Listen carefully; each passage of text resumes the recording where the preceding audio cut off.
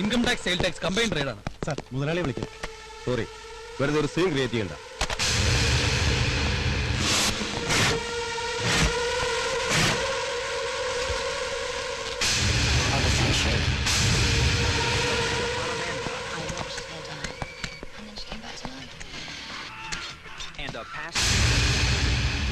Excuse me, we are coming from Central Excise.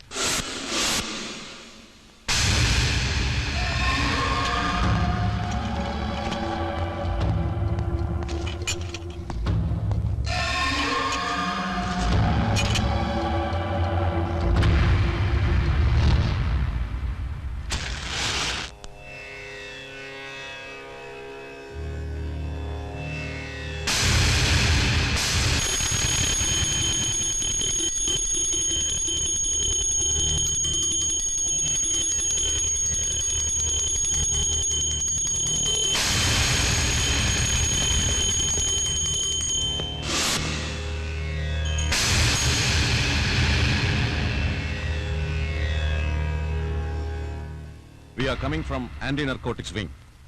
നിങ്ങളുടെ business സ്ഥാപനങ്ങളും വീടും സെർച്ച് ചെയ്യാനുള്ള സ്പെഷ്യൽ ഓർഡറാണ്. ഞങ്ങളോട് സഹകരിക്കണം.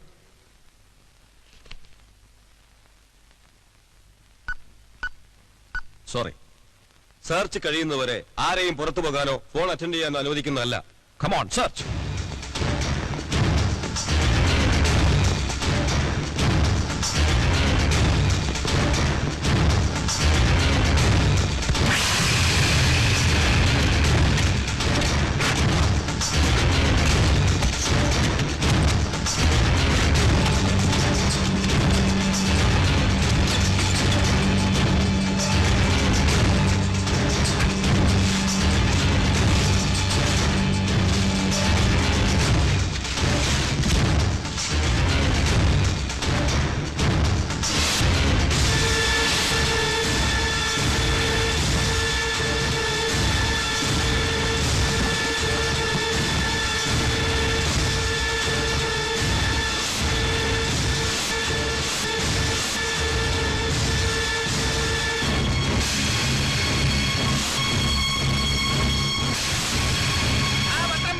ഇന്നത്തെ പത്രം ചൂടുള്ള വാർത്ത. VTV സ്ഥാപനങ്ങളിൽ റെയ്ഡ്. കോടികളുടെ കുഴൽപ്പണം പിടിയിൽ. ബിസിനസ്സുകാരനും രാഷ്ട്രീയ ദല്ലാളുമായ വിശ്വനാഥന്റെ സ്ഥാപനങ്ങളിലും വീട്ടിലും റെയ്ഡ്. പത്രം പത്രം ചൂടുള്ള വാർത്ത വായിക്കാം. VTV സ്ഥാപനങ്ങളിൽ റെയ്ഡ്. ഒരു മന്ത്രി എന്ന നിലയിൽ ജനങ്ങളോട് നീതി പുലർത്തേണ്ടത് എന്റെ കടമയാണ്. നോ നോ നോ നോ, ഇല്ലില്ല, ഈ റെയ്ഡിന്റെ പിന്നിൽ അത്തരത്തിലുള്ള യാതൊരു ഇൻഫ്ലുവൻസും ഇല്ല. അപ്പൊ ശരി, ഓക്കെ.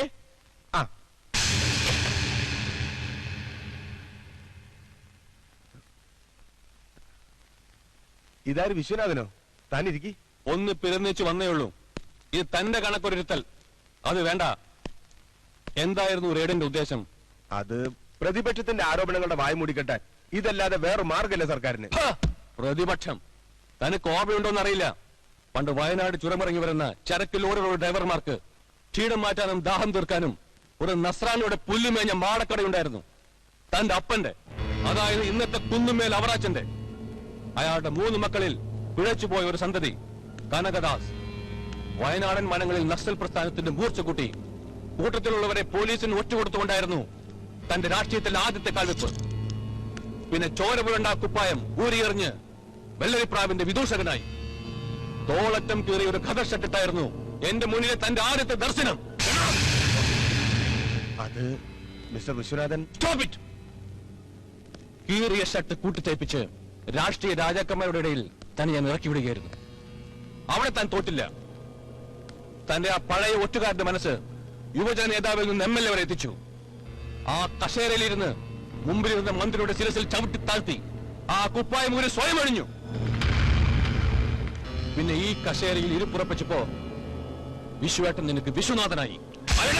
കഴിവേറെ മോനെ, ഞാൻ കുമിളിയിൽ 500 ഏക്കർ ഏലത്തോട്ടം, ഉദ്ഘാടനം കാത്തിയെടുക്കുന്ന DTS എയർ കണ്ടീഷൻ തിയേറ്റർ, താമസിക്കാൻ 1.5 കോടിയുടെ മണിമന്ദിരം. ഇതൊക്കെ 4 ലക്ഷം ശമ്പളക്കാരനായ മന്ത്രിയുടെ മാസവരുമാനം കൊണ്ട് നേടിയതാണെന്ന് ഞാൻ കരുതണോ? പറയണോ? ഘടകകക്ഷിക്കാരുടെ ഈ കുപ്പായം ഞാൻ അണിഞ്ഞിരിക്കുന്നത് രാഷ്ട്ര സേവനത്തിനോ രാഷ്ട്രീയ സേവനത്തിനോ അല്ല. ഇതിലൂടെ എന്റെ ബിസിനസ് മേഖലയെ സംരക്ഷിക്കാൻ വേണ്ടിയാ. 10 മാസത്തിന്റെ ആയുസേ ഉള്ളൂ നിന്റെ മന്ത്രി കസേരയ്ക്ക്. അത് കഴിഞ്ഞ് വീട്ടിലിരുന്ന് വിപ്ലവം പാടുമ്പോ അവിടെ ഞാൻ എത്തും. കുഴിച്ചു മൂടപ്പെട്ട നിന്റെ പ്രസ്ഥാനത്തിന്റെ പുറംതോടിൽ ഒരു റീത്ത് വെക്കാൻ. വണ്ടേ സഖാവേ, ലാൽ സലാം.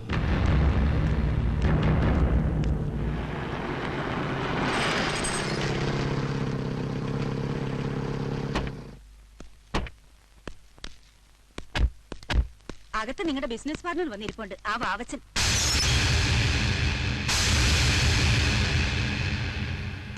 എടോ വാവച്ച, ഇവിടെ ആകാശമൊന്നും ഇടിഞ്ഞു വീട്ടില്ല. നമ്മുടെ മന്ത്രിയുടെ മുഖച്ഛായക്ക് മാറ്റുകൂട്ടാൻ കാട്ടിക്കൂട്ടിയ ഒരു ചെറ്റത്തരം. ഇതിനേക്കാൾ വലിയ ഒരുപാട് കേസുകളിൽ നമ്മൾ പെട്ടിട്ടുണ്ട്. അറിയ നോക്ക പുല്ല് പോലെ ഒരു വന്നിട്ടുണ്ട്. തനിക്കറിയാലോ, അത്ര എളുപ്പത്തിലൊന്നും നമ്മൾ പടുത്തുയർത്തിയ ബിസിനസ് സാമ്രാജ്യത്തിൽ കൈവയ്ക്കുവാൻ ഒരുത്തനും കഴിയില്ല. ഞങ്ങൾ വന്ന് മറ്റൊരു പ്രധാന കാര്യം പറയാനാ. ഡൽഹിയിൽ നിന്ന് സേട്ടെത്തിയിട്ടുണ്ട്. ഇവിടുത്തെ റെയ്ഡിന്റെ വിവരം അയാൾ അറിഞ്ഞതും അടുത്ത ഫ്ലൈറ്റ് ഇങ്ങോട്ട് പോന്നു. ഇപ്പൊ നമ്മളുടെ ഹോട്ടലിലുണ്ട്. കൊടുക്കാനുള്ള പണം പലിശ അടക്കം കിട്ടിയിട്ട് തിരികെ പോകുന്ന സേട്ടിന്റെ തീരുമാനം. 1-2 രൂപയല്ല കൊടുക്കാനുള്ളത്, 3.5 കോടിയാ പലിശ അടക്കം. മനുഷ്യനും തളർന്നാൽ മിത്രവും ശത്രുവാകും. അതാ രീതി. ഒന്ന് നടുക്കടലിൽ എറിഞ്ഞാലോ ശവം പോലും ബാക്കി കാണില്ല. എടോ വാവച്ച, ഡൽഹിയിലെ രംഗാശേട്ടനെ തനിക്കറിയില്ല. സ്നേഹിച്ചാൽ അയാൾ നക്കിക്കൊല്ലും, മറിച്ചായാൽ ഈ കേരളം നിന്ന് കത്തും. ഒരു സംഹാരമല്ല, ബുദ്ധിയായി ഇപ്പൊ പ്രകടിപ്പിക്കേണ്ടത്. ഞാൻ നോക്കിയിട്ട് സേട്ടിനെ ഡീൽ ചെയ്യാൻ ഒരാൾക്കേ കഴിയും. ആരെയാ സാർ ഉദ്ദേശിക്കുന്നത്? പൊള്ളാച്ചി തേവർ.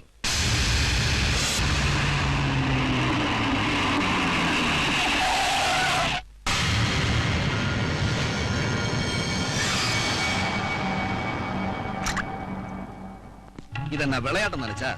കോടിക്കണക്കാன പണം താ സേട്ടുക്ക് നാം കൊടുക്ക വേണ്ടിയത്.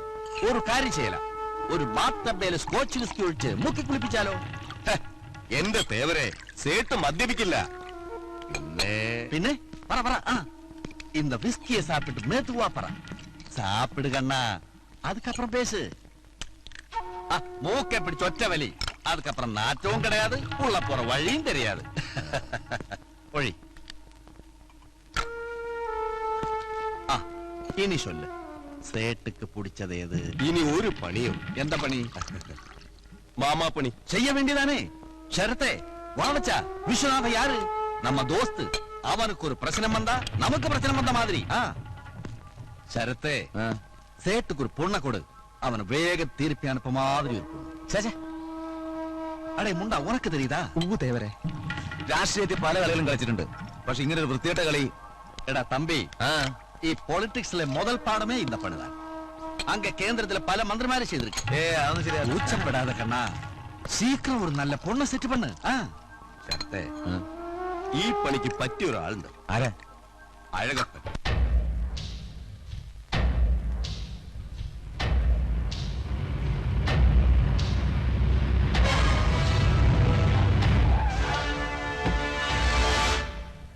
ഓഹോ, എനിക്കൊരു മാനക്കേട് വിടുള്ള പുല്ലേ.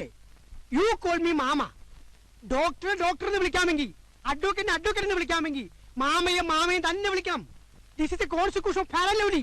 പുല്ലേ, ദുബായിലേക്ക് 4 പീസ് കഴിഞ്ഞ 6-ന് കയറ്റി വിടണമെന്ന് പറഞ്ഞാലേ, എന്നിട്ടിപ്പോ പാസ്പോർട്ടിൽ അക്ഷരത്തെറ്റാന്ന് പറഞ്ഞു കയറ്റി വിടാതിരുന്നാൽ എന്റെ ബിസിനസ് എങ്ങനെ നടക്കും?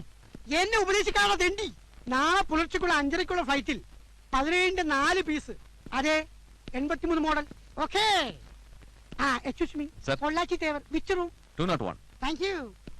Where is lift? This way. Oh, this way. Thank you, thank you. Excuse me. Yes. This way, sir. ഒരാളെ ലിഫ്റ്റിലേക്ക് വഴി ചോദിച്ചാലേ കൃത്യമായിട്ട് പറഞ്ഞു കൊടുക്കണം. ഇല്ലെങ്കിൽ നീ അധികം കാലം ഇരുന്നാലേ നിന്റെ കുടം പിമ്പിലടിക്കും. I'm sorry, sir. Thanks. Hello, ഉണക്കക്കമ്പുകളുടെ 2 ഞാവാലി പീസുകൾ, 66 മോഡൽ, കണ്ട 80 തോന്നി. ഉണക്കാണെങ്കിൽ എന്ത് അടിക്കാൻ മിടിക്കുകടാ. Hello Azhagappan. No, I am not Azhagappan. You call me മാമ. മലയാളത്തിൽ മാമ എന്ന് പറയും, ഇംഗ്ലീഷിൽ അങ്കിൾ എന്ന് പറയും, ഹിന്ദിയിൽ അതെന്തെങ്കിലും ആവട്ടെ. നമുക്കൊരു കാര്യത്തിലേക്ക് കിടക്കാം. ആട്ടെ, ആരാണ് പേഷ്യന്റ്? പേഷ്യന്റ്? അതായത് രോഗി. ഞങ്ങളുടെ ഭാഷ പറയുകയാണെങ്കിൽ ഇത് ഒരുതരം രോഗമാണ്. രോഗവിവരം മുഴുവൻ അറിഞ്ഞാൽ മാത്രമേ ഏത് മോഡൽ വേണമെന്ന് തീരുമാനിക്കാൻ പറ്റൂ. ആളൊരു സേട്ടാ. ഓ, സേട്ടാണോ? സാപ്പിള്ളി സാവിത്രി നല്ല ഒന്നാന്തരം ഫാമിലിയാ. ഏകദേശം 85 മോഡൽ വരും. ഹെഡ്ലൈറ്റ് ഇപ്പോഴും നല്ല പ്രകാശ. ഇത് പൊൻകുന്തൻ ജെസി. ഷോറൂമിൽ നിന്ന് ഇറങ്ങിയിട്ട് ഏതാണ്ട് 3 മാസമേ ആയിട്ടുള്ളൂ. Full condition. എന്താ വരുത്തട്ടെ? എന്റെ ഷേജി, ഇങ്ങനെ ടെൻഷൻ അടിക്കാതെ. ഞാനൊരു കാര്യമേറ്റ അത് ഏറ്റതാ. വിദേശി മുതൽ സ്വദേശി വരെ എന്റെ കസ്റ്റഡിയിലുണ്ട്. Don't worry. നാം ക്യാ ഹേ? മാമ. നിന്റെ ജോലിയല്ല ചോദിച്ചത്, പേര്. പേരാ? പേര് പേരെന്തുവാകട്ടെ, മാമ. ഇപ്പൊ എല്ലാ ഫീൽഡിലും തൂലികനാമം ഉണ്ടല്ലോ. ഫോർ എക്സാമ്പിൾ പൊൻകുന്നം, ചെമ്മനം എന്നൊക്കെ പറയുന്നത് പോലെ എന്റെ പേരാണ് മാമ. നാഷണൽ ബിസിനസ് മുതൽ ഇന്റർനാഷണൽ ബിസിനസ് വരെ ചെയ്യുന്ന ആളാണ് നമ്മൾ. വല്ല തള്ളിപ്പൊളി പെമ്പിളയുടെ ഫോട്ടോയും കൊണ്ട് എന്റെ അടുത്ത് വന്നാൽ ഷേജി, കഴിഞ്ഞ കുറച്ച് വർഷമായി ഞാൻ ഈ പണി തുടങ്ങിയിട്ട് എന്റെ ഒരു പേഷ്യന്റും ഇന്ന് വരെ സുഖം പ്രാപിക്കാൻ പോയിട്ടില്ല. ഇനി എന്റെ ആവനാഴിയിൽ നിന്നും അമ്പെടുക്കാതെ നിവൃത്തിയില്ല. എന്റെ എല്ലാ വിജയത്തിനും കാരണമായ ഈ തുറുപ്പിനിട്ട് നോക്ക്. ഇനി പറ, ഞാൻ പുറത്തു പോണോ അതോ ഇവരെയും കൊണ്ട് അകത്തേക്ക് വരണോ? പറ. മതി, ഇത് മതി. വേഗം വിളിക്ക്. സക്സസ്, എല്ലാ കാര്യവും സക്സസ്. പക്ഷെ നിങ്ങൾ പറയുന്നത് പോലെ അല്ല സേട്ട്. ആളൊരു വേണ്ടനാ. വിദേശി മുതൽ സ്വദേശി വരെ. എന്തിനേറെ നഴ്സറി കുട്ടികളുടെ ഫോട്ടോ വരെ കാണിച്ചു. രക്ഷയില്ല. സംഗതി എന്താ അത് പറഞ്ഞു തുലക്കണോ? ഞാനൊരു കാര്യമേറ്റാൽ അത് നടത്തിയിരിക്കും. പാർവതി, ഡൽഹി മന്ത്രിസഭയുടെ പേടി സ്വപ്നം. ഭരണപക്ഷത്തെ 8 എംപിമാരെ വലകിലാക്കി കഴിഞ്ഞ മിനിസ്ട്രിയെ ഒറ്റ രാത്രി കൊണ്ട് താഴെ ഇറക്കിയവൾ. ഡൽഹിയിലെ ഇന്ത്യ ഗേറ്റ് ഉൾപ്പെടെ വില പറഞ്ഞ അജയൽ ഗോഖലയുടെ മാത്രം കീപ്പ്, പണച്ചാക്ക്. പാർവതിയെ ഞാൻ ഗോഖലയുമായി പരിചയപ്പെടുത്തിയതിന് അവൾ എനിക്ക് തന്ന വാക്ക്, ഞാൻ വിളിക്കുന്ന ഒരു ഡീലിങ്ങിന് മാത്രം പങ്കെടുത്തോളാമെന്ന്. സുപ്രീം കോർട്ട് വക്കീലന്മാര് ഒരു സിറ്റിങ്ങിന് 1 ലക്ഷം വാങ്ങുന്നെങ്കിൽ പാർവതി ഒരു സ്ലീപ്പിങ്ങിന് 3 ലക്ഷം വാങ്ങുന്നത്. വേണമെങ്കിൽ ഇന്ത്യ ഗേറ്റിൽ നിന്ന് അവളെ ഞങ്ങൾ വിളിക്കാം. ഇന്ത്യ ഗേറ്റിൽ? ഡൽഹിയിലെ ഇന്ത്യ ഗേറ്റിൽ നിന്ന്. അതിതീഷ്ണമായ കണ്ണും ആരെയും ആകർഷിക്കുന്ന മുഖശ്രീയും ആണിന്റെ കരുത്തുമുള്ള പാർവതി. അവള് വരും. മേയ്ക്കാൻ കുറച്ച് പാടുപെടും. നിങ്ങളുടെയൊക്കെ കട്ടയം പറവളക്കിട്ട് അവള് പോകൂ. പാർവതിയുടെ ഫോട്ടോ എവിടെ? ആ സേട്ട് അതും കെട്ടിപ്പിടിച്ച് അവിടെ ഇരിക്കുക. എന്നാ വിളിക്കാം.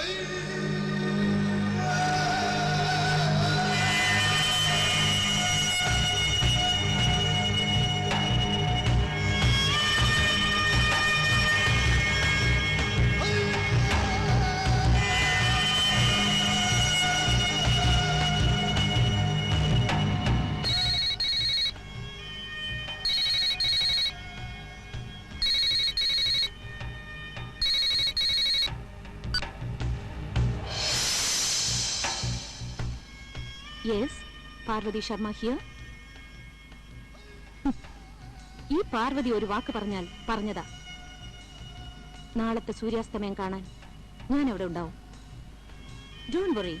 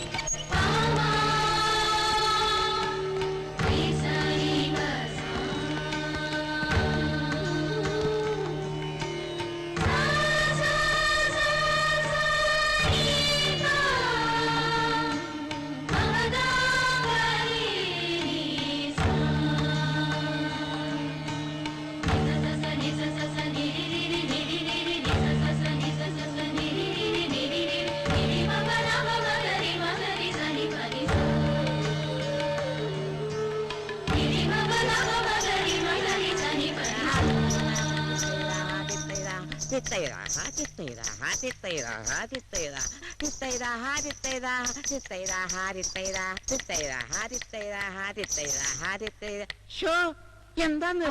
ചിന്നക്ക് ഇത് പോതും. എന്നാ മാസം സൗഖ്യമാ? പിന്നെ വളരെ സൗഖ്യ. കോപ്പി ചാപ്പിട്ടാച്ചാ? ഇപ്പൊ ശാപ്പിട്ടാച്ചതേ ഉള്ളൂ. എന്താ സഞ്ചി എന്നാ പാരമ?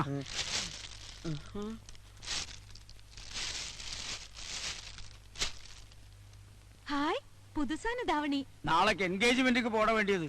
നല്ല കളർ, എക്കച്ചക്കமான വില. താങ്ക്സ് അപ്പാ. ഇന്നക്ക് മധ്യാഹ്നം പാലക്കാടേക്ക് പോണോ? നാളെ എന്നോട് ചിത്തി പൊണ്ണക്ക് നിശ്ചയദാർഢ്യം. അപ്പൊ എപ്പ കിളമ്പി വരും? നാളേക്ക് നൈറ്റ് കട്ടായം തിരിച്ചു വരും. ഓ, എന്തൊരു മഴയായിരുന്നു. മോള് വല്ലാതെ നനഞ്ഞോ? പറവല്ലപ്പാ. ഡോ, ഈ ബസ്സൊന്നും പോവില്ലേ? ഇന്ന് രാത്രി 12 മണിക്ക് ഹർത്താലാ. ഇനി നാളെ രാത്രി കഴിഞ്ഞ ബസ്സൊക്കെ പോവും. ഈശ്വരാ, ചതിച്ചല്ലോ. എന്തു പറ്റി? ഏയ്, ഞങ്ങള് പാലക്കാട് വരെ പോയിട്ട് വരിക. ഇറങ്ങാൻ അല്പം ലേറ്റായി. ഹർത്താലാണെന്നുള്ള വിവരം ഞങ്ങൾ അറിഞ്ഞൂല്ല. ആ, ഇനി നടക്കല്ലാതെ വേറെ നിവൃത്തിയില്ല. അപ്പാ, ദാ ഒരു ഓട്ടോ. ഓ, ഏത് നേരം കിട്ട നേരത്താണോ ഇറങ്ങി തിരിച്ചത്? ഓട്ടോ അയ്യപ്പൻകാവ് വരെ ഒന്ന് പോണല്ലോ. ഞാൻ ഓട്ടം വരുന്നില്ല. റോഡാണെങ്കിൽ മഴ പെയ്ത് അപ്പിടി കുണ്ടും കുഴിയായിട്ട് കിടക്കുക. പോരാത്തതിന് ഹർത്താലും. ഞാൻ ഓട്ടോ ഒതുക്കാൻ പോവാ. അങ്ങനെ പറയരുത്. ഈ രാത്രി പ്രായമായ മകളെയും കൊണ്ട് ഞാൻ എവിടേക്ക് പോകും? അതൊന്നും എന്നോട് പറഞ്ഞിട്ട് ഒരു കാര്യമില്ല. എന്താ പ്രശ്നം? അതെ, ഈ വണ്ടി കൊണ്ടാ ഞാനും എന്റെ കുടുംബവും ജീവിച്ചു പോണത്. ബന്ധു ദിവസമായിട്ട് രാത്രി 12 മണി കഴിഞ്ഞ് വണ്ടി ഇറക്കിയ എന്താ സംഭവിക്കുന്നത് എന്നേക്കാൾ കൂടുതൽ നിങ്ങൾക്കറിയാലോ. അതുകൊണ്ട് നമ്മളെ വിട്ടേര്. ഒടുക്കത്തെ ബന്ധു ഹർത്താലും മനുഷ്യനെ മെനക്കെടുത്തു.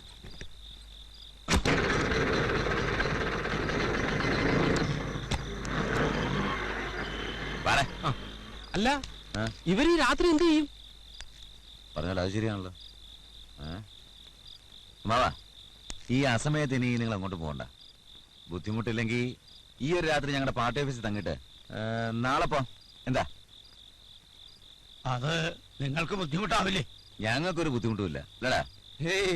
ഈ വഴി അങ്ങോട്ട് തിരിഞ്ഞാ പാർട്ടി ഓഫീസായി.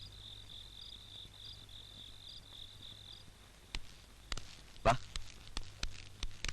പോരെ, ധൈര്യമായിട്ട് കയറി വാ. ഇത് പേടിക്കാനൊന്നുമില്ല. ഞങ്ങളുടെ അടുത്ത് കേടാ. ഈ ബാത്റൂം ടോണി, ആ ബാത്റൂം കാണിച്ചു കൊടുത്ത്. ആ, വരൂ.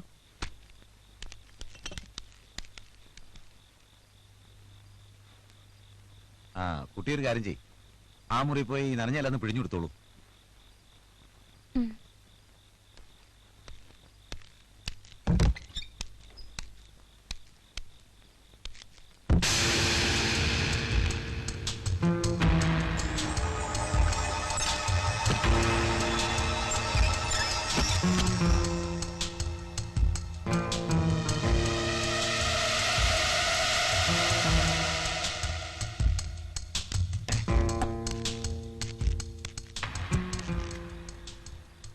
ആരാ ശരത്തെ പെണ്ണോ?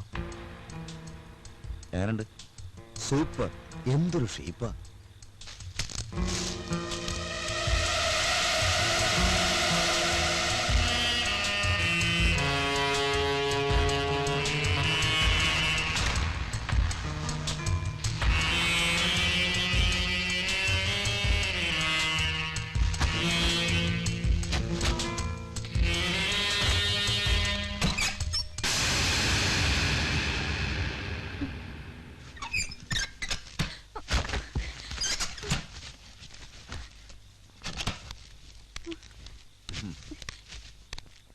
എനിക്ക് ഈ ഡ്രസ് ഒന്ന് മാറണം. എന്താ മാറിക്കോ. പക്ഷെ ഈ ഭംഗിയുള്ള ശരീരം ഞങ്ങളൊന്ന്